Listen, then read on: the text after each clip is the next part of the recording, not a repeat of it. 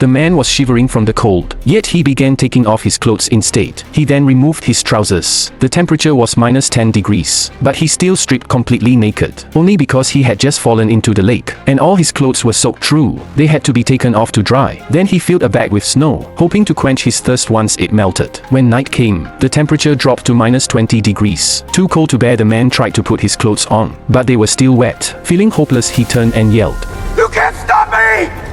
By chance, he saw a house on a distant hill. Excited, he quickly put on his damp clothes to seek help, but he hadn't gone far when he met a wild wolf. The man backed away quietly. Just then another wolf appeared. The man knew he couldn't just run, so he raised his ski to scare the wolves away. Fortunately, it worked. The man quickly turned and ran back, but there were wolves ahead too. To avoid being seen, he used his ski to dig a large hole. Then he lay in it and covered himself with the ski. Before long, the man fell into a deep sleep. After waking up the next day, the man felt thirsty, so he quickly drank the melted snow water. Then he took out his cell phone, but found that there was still no signal. The radio also could not receive any information. The man looked at the distant mountain top. He knew he had to seek help from the family there, but he walked, suddenly felt dizzy and lightheaded. He then collapsed and passed out. When he woke again, it was the next morning. He was cold and hungry, but he pushed on up the mountain. But when he climbed halfway up the mountain, he found nothing at the summit. It turned out that the house he saw earlier was just a hypothermia hallucination. In despair, he pounded the ground in anger. After regaining his composure, he continued climbing up the mountain, because only there might be a signal.